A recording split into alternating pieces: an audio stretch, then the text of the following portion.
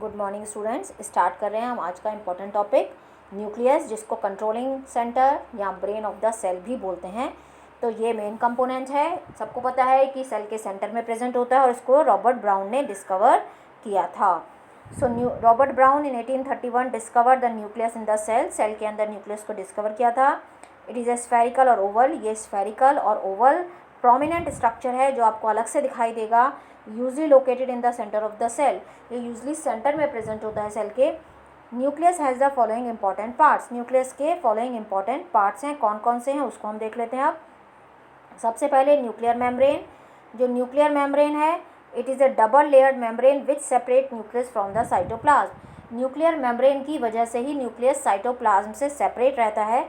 It has nuclear pores which allow the transfer of material from inside the nucleus to the cytoplasm. इसके अंदर pores present होते हैं जिनको बोलते हैं न्यूक्लियर पोर्स, जिसकी वजह से अंदर का सब्सटेंस बाहर जा सकता है और बाहर का सब्सटेंस अंदर आ सकता है। यानी बाहर यानी साइटोप्लाज्म में, और साइटोप्लाज्म से कोई चीज़ अंदर आनी है तो वो अंदर आ सकती है। तो अंदर से बाहर क्या जाएगा, यहाँ से जो भी चीज़ इन्फॉर्मेशन बननी है, आरएनए जो बना है, आरएनए इन्फॉर्मेशन लेके जाता है साइटोप्लाज्म में और प्रोटीन की सिंथेसिस करता है, तो वो बाहर जाएगा बनने के बाद। तो इस तरह से सब्सटेंसेस जो है वो अंदर से बाहर और बाहर से अंदर मूव कर सकते हैं न्यूक्लियर पोर की वजह से। Next, the liquid present inside the nucleus is called nucleoplasm. जो लिक्विड प्रेजेंट होता है न्यूक्लियस के अंदर उसको हम बोलते हैं nucleoplasm. It is A homogeneous and granular dense fluid present inside the nucleus in which chromatin and nucleolus are suspended। जिसके अंदर क्रोमेटिन और न्यूक्लियोलस प्रेजेंट होता है। तो इसकी क्या स्ट्रक्चर है वो हम देख लेते हैं ज़रा अभी। अगर हम न्यूक्लियस की स्ट्रक्चर देखें तो इसके अंदर हमने बोला पोर्स प्रेजेंट है, ठीक है। इस तरह से मैं बना देती हूँ इसको। उसके बाद इसके अंदर क्रोमेटिन नेटवर्क है और यहाँ पर न्यूक्लियोलस प्रेजेंट है और न्यूक्लियोप्लाज्म, ठीक है, न्यूक्लियोप्लाज्म है।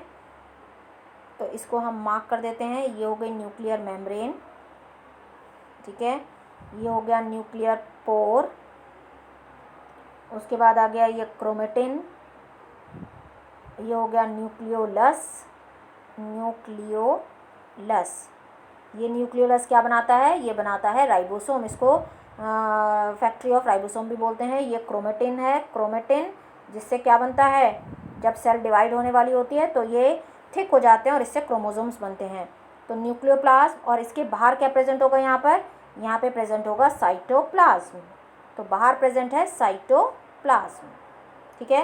तो डबल मेम्ब्रेनस स्ट्रक्चर है और इसके बीच बीच में यहाँ पर क्या प्रेजेंट है, न्यूक्लियर पोर। इस न्यूक्लियर पोर से कोई भी सब्सटेंस बाहर आ सकता है, बाहर से अंदर मूव कर सकता है। अंदर जो लिक्विड प्रेजेंट है उसको हम बोलते हैं nucleoplasm.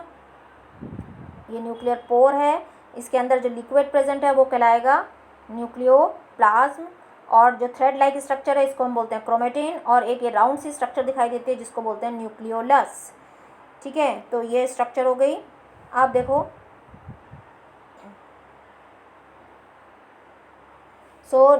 it is a homogeneous and granular dense fluid present inside the nucleus in which chromatin and nucleolus are suspended। जिसके अंदर chromatin and nucleolus suspended हैं। अभी हमने ये देखा कि जो liquid present inside the nucleus is called nucleoplasm. जो होमोजेनस बिल्कुल एक जैसा है, ग्रेन्यूल्स उसके अंदर प्रेजेंट होते हैं in which chromatin and nucleolus are suspended. जिसके अंदर अभी हमने क्या देखा, थ्रेड लाइक क्रोमेटिन प्रेजेंट है। और यही क्रोमेटिन आगे जाके क्या बनाएगा, जब सेल डिवाइड होने वाली होगी। क्रोमेटिन में तो हम उसको आइडेंटिफाई नहीं कर सकते, क्योंकि अभी जब मैंने क्रोमेटिन बनाया था तो वो क्रोमेटिन क्या था, मैं अभी ऐसे ही बना दे रही हूँ इस तरह से थ्रेड लाइक स्ट्रक्चर से, ठीक है। तो अभी कितने क्रोमोसोम है आप नहीं आइडेंटिफाई कर सकते, पर जब सेल डिवाइड होने वाली होती है तब ये बिल्कुल थिक हो जाते हैं इस तरह से। तब आप उसको काउंट कर सकते हो कि ये एक क्रोमोसोम है, ठीक है, ये 2 क्रोमोसोम है, तब आप उसको काउंट कर सकते हो। पर ऐसे कितने क्रोमोसोम है आप उसको काउंट नहीं कर सकते। तो न्यूक्लियोप्लाज्म हो गया, जो उसके अंदर लिक्विड प्रेजेंट है उसको बोलते हैं nucleoplasm. Nucleolus is a more or less round structure found inside the nucleus and does not have covering membrane, इसके पास ऊपर कोई मेम्ब्रेन नहीं होती है। It is known as factory of ribosome, इसको फैक्ट्री ऑफ राइबोसोम भी बोलते हैं क्योंकि राइबोसोम की फॉर्मेशन करती है। और राइबोसोम को किसकी फैक्ट्री बोलते हैं? प्रोटीन फैक्ट्री, यानी राइबोसोम प्रोटीन बनाता है और न्यूक्लियोलस राइबोसोम को बनाता है। और ये न्यूक्लियोलस कहाँ प्रेजेंट है? न्यूक्लियोप्लाज्म में। और न्यूक्लियोप्लाज्म का है न्यूक्लियस के अंदर का लिक्विड। ठीक है, सो अब आता है नेक्स्ट क्रोमेटिन नेटवर्क। तो क्रोमेटिन नेटवर्क जो अभी हमने देखे थे कि थ्रेड लाइक स्ट्रक्चर्स थी। Chromatin is a long coiled network of thread like structures which condenses to form chromosomes during cell division.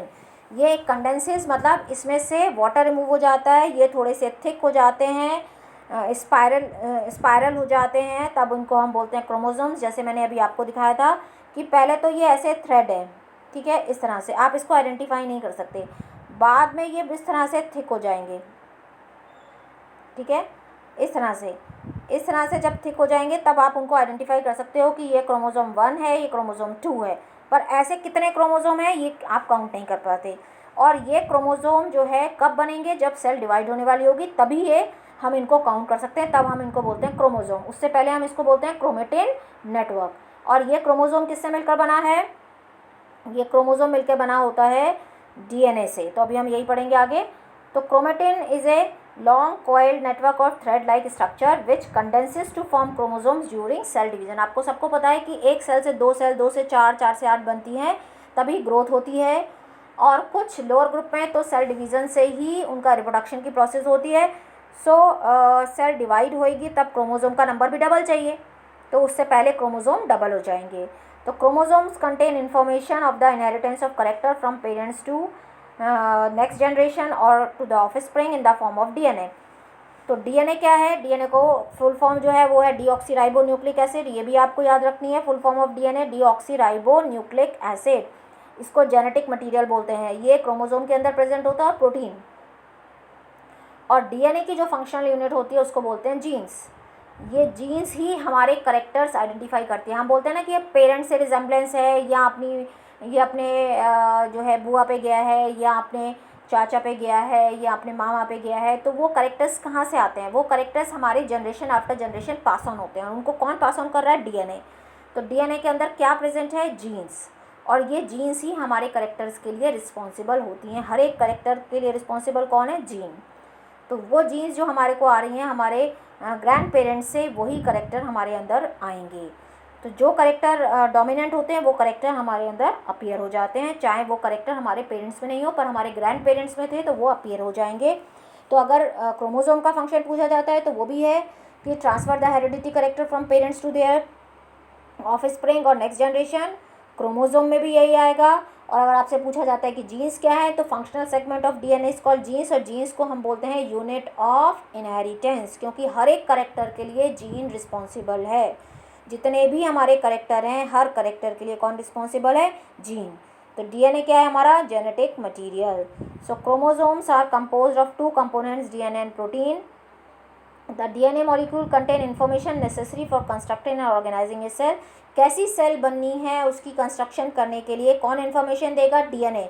जब तक डीएनए इन्फॉर्मेशन नहीं देगा तब तक कोई भी चीज़ आगे नहीं बनेगी। इसीलिए हम बोलते हैं न्यूक्लियस को कंट्रोलिंग सेंटर या ब्रेन ऑफ द सेल, क्योंकि यही इन्फॉर्मेशन सारी भेजता है। डीएनए किस फॉर्म में? अब ये डीएनए क्या बनाता है? ये डीएनए बनाता है आरएनए। और ये आरएनए आगे जाके राइबोसोम्स के साथ मिलके क्या बनाते हैं? प्रोटीन्स। तो जैसी भी रिक्वायरमेंट होती है तो आरएनए बन गया डीएनए से न्यूक्लियस के अंदर, वहाँ से वो न्यूक्लियर पोर से कहाँ जाएगा? बाहर आ जाएगा साइटोप्लाज्म। और साइटोप्लाज्म के अंदर क्या प्रेजेंट है? राइबोसोम्स। राइबोसोम कौन बना रहा है? न्यूक्लियोलस। न्यूक्लियोलस कहाँ प्रेजेंट है? न्यूक्लियस के अंदर। तो राइबोसोम वहाँ से बनने के बाद कहाँ जाते हैं? साइटोप्लाज्म में। ठीक है, तो ये आपको समझ में आ रहा होगा। So the functional segment of DNA are called genes. अब आता है फंक्शंस ऑफ न्यूक्लियस। न्यूक्लियस के फंक्शन क्या हैं? The nucleus control all the metabolic activity of the cell. Nucleus सारी मेटाबॉलिक एक्टिविटी को कंट्रोल करता है। मेटाबॉलिक एक्टिविटी में आपको बता चुकी हूँ क्या होती है। मेटाबॉलिक एक्टिविटी 2 चीज़ों से मिलकर बनी है, कैटाबॉलिक एंड एनाबॉलिक। कैटाबॉलिक जिसके अंदर कोई भी चीज़ ब्रेक डाउन होती है, और एनाबॉलिक जिसके अंदर कोई भी चीज़ बनती है। तो हम जो फूड खाते हैं, मान लो हमने प्रोटीन खाया, प्रोटीन का ब्रेक डाउन हुआ और ब्रेक डाउन से क्या बना, अमीनो एसिड। कार्बोहाइड्रेट खाया यानी चपाती खाई, राइस खाए, उसके अंदर जो कार्बोहाइड्रेट थे वो उससे क्या बन गया, ग्लूकोज। तो ये तो हो गया ब्रेक डाउन। तो ब्रेक डाउन वाली रिएक्शन हो गई कैटाबॉलिज्म। अब मान लो हमको कोई एंजाइम की रिक्वायरमेंट है, तो अमीनो एसिड कंबाइन करके हमारे को वो जो है वो एंजाइम बना रहा है या जो भी चीज़ बना रहा है हमारे के लिए, तो वहाँ पर कोई भी चीज़ अगर बन रही है तो वो प्रोसेस हो जाती है एनाबॉलिक। तो इन दोनों को कंबाइंड फॉर्म में हम क्या बोलते हैं, मेटाबॉलिक प्रोसेस। तो क्या चीज़ की रिक्वायरमेंट है उसकी इंफॉर्मेशन कौन देगा, न्यूक्लियस, क्योंकि न्यूक्लियस के पास क्या प्रेजेंस है, डीएनए, और डीएनए के साथ genes. It regulate cell cycle को रेगुलेट करता है। It is concern with the transmission of heredity character from parents to offspring. इससे ट्रांसफर होते हैं करेक्टर पेरेंट्स से उनके ऑफस्प्रिंग में। Nucleus plays an important role in cellular reproduction in which cell divide. Cell जब divide होती है तो उसमें सारी इन्फॉर्मेशन जो है वो कौन देता है, सारी इन्फॉर्मेशन देता है न्यूक्लियस। तो अब आता है एक और इम्पॉर्टेंट पार्ट, न्यूक्लियोइड। सो ये न्यूक्लियोइड क्या है, न्यूक्लियोइड जो लोअर ग्रुप के ऑर्गेनिज्म हैं जिनको हम बोलते हैं प्रोकैरियोटिक ऑर्गेनिज्म। ये जो प्रोकैरियोटिक ऑर्गेनिज्म है इनके अंदर खाली जेनेटिक मटेरियल सेल के अंदर प्रेजेंट होता है, उसमें उसके बाहर न्यूक्लियर मेम्ब्रेन नहीं होती। मान लो ये बैक्टीरिया की सेल है, इसमें बाहर कैप्सूल प्रेजेंट होता है, सेल वॉल प्रेजेंट होती है, सेल वॉल है, फिर कैप्सूल है। इसकी सेल वॉल सेलुलोज से नहीं बनी होती है, ठीक है। और यहाँ पर ये मीसोसोम होता है, यहाँ पर इसका जेनेटिक मटेरियल यानी सिंगल जो सर्कुलर डीएनए है वो प्रेजेंट है, ठीक है। यहाँ आप बोल सकते हो एक सिंगल क्रोमोसोम प्रेजेंट है, हम इसको बोल सकते हैं आप सिंगल क्रोमोसोम, यहाँ ये एक डीएनए प्रेजेंट है जिसके बाहर जो है वो न्यूक्लियर मेम्ब्रेन प्रेजेंट नहीं है। एक क्रोमोसोम में सिंगल सर्कुलर डीएनए या सिंगल सर्कुलर, आप बोल सकते हो सिंगल क्रोमोसोम प्रेजेंट है, सिंगल सर्कुलर डीएनए प्रेजेंट है जिसके बाहर कोई न्यूक्लियर मेम्ब्रेन नहीं है। तो ये कहाँ प्रेजेंट है, ये साइटोप्लाज्म के अंदर ही प्रेजेंट है, ठीक है। यहाँ पर जो इसका जेनेटिक मटेरियल है यानी जो ये डीएनए है वो कहाँ प्रेजेंट है, साइटोप्लाज्म के अंदर ही, इसके बाहर न्यूक्लियर मेम्ब्रेन नहीं है। तो इसलिए इसको हम बोलते हैं अनडिफाइंड न्यूक्लियर रीजन, क्योंकि इसके बाहर न्यूक्लियर मेम्ब्रेन नहीं है। इसका जेनेटिक मटेरियल भी कहाँ प्रेजेंट है, साइटोप्लाज्म में, इसलिए इसको बोलते हैं हम न्यूक्लियोइड, ठीक है। अनडिफाइंड न्यूक्लियर रीजन है, क्योंकि यूकैरियोटिक में क्या होता है, वहाँ पर अभी आपने देखा न्यूक्लियस में कि डीएनए कहाँ प्रेजेंट था, न्यूक्लियर मेम्ब्रेन के अंदर, ठीक है। तो the part of the cell of a bacterium having undefined nuclear region containing only nucleic acid without nuclear membrane is called nucleoid। अब आ जाता है differences between prokaryotes and eukaryotes. तो प्रोकैरियोट्स क्या होते हैं, प्रोकैरियोट्स होते हैं जो प्रिमिटिव, प्रो मीन्स होता है प्रो का मीन्स होता है प्रिमिटिव और कैरियो का मतलब होता है न्यूक्लियस, ठीक है। तो प्रो का मतलब होता है प्रिमिटिव एंड कैरियो का मीन्स होता है न्यूक्लियस। तो प्रो मीन्स प्रिमिटिव, कैरियो मतलब न्यूक्लियस, यानी जो प्रिमिटिव है यानी bacteria and blue green algae. खाली दो ही नाम इसमें याद रखने आपको प्रोकैरियोट में, bacteria and blue green algae. इसके अंदर ये प्रोकैरियोटिक सेल होती हैं यानी न्यूक्लियर अनडिफाइंड होता है, जेनेटिक मटीरियल ऐसे ही साइटोप्लाज्म में होता है, उसके चारों तरफ न्यूक्लियर मेम्ब्रेन नहीं होती। Size of the cell is generally small. Nuclear region is poorly defined due to absence of nuclear membrane, also known as nucleoid। अभी आपने यही देखा कि जेनेटिक मटेरियल प्रेजेंट है साइटोप्लाज्म में, उसके चारों तरफ न्यूक्लियर मेम्ब्रेन नहीं है। It contains single chromosome present है। Membrane bound cell organelles absent हैं। मेम्ब्रेन बाउंड सेल ऑर्गेनल्स कौन से होते हैं, जैसे माइटोकॉन्ड्रिया है, एंडोप्लाज्मिक रेटिकुलम है, क्लोरोप्लास्ट है, ये सारा कुछ इसमें एब्सेंट होता है। न्यूक्लियोलस एब्सेंट, अभी आपने न्यूक्लियोलस देखा था जिसको हमने क्या बोला था, फैक्ट्री ऑफ राइबोसोम, वो एब्सेंट है। Cell division takes place by fission, और सेल डिवीजन किससे हो रहा है, फिशन और बडिंग। सेंट्रियोल एब्सेंट, सेंट्रियोल क्या होता है, जब सेल डिवाइड होती है उस टाइम पर ये सेल को जो है वो अरेंज करने में वहाँ पर हेल्प करता है डिवीज़न में, तो वो इसमें एब्सेंट होता है। Prokaryotic cells are found in bacteria and blue green algae. तो ये तो हो गई प्रिमिटिव यानी पहले वाले लोअर ग्रुप के ऑर्गेनिज्म। जो अमीबा है, अमीबा से लेकर ह्यूमन बीइंग तक वो सब किस में आते हैं, यूकैरियोटिक। यूकैरियोटिक मतलब जिसमें वेल डेवलप्ड है, यू मतलब वेल डेवलप्ड, कैरियो मतलब न्यूक्लियस जिसके अंदर वेल डेवलप्ड न्यूक्लियस है, यानी जेनेटिक मटीरियल जो है वो किसके अंदर बंद है, न्यूक्लियर मेम्ब्रेन के अंदर।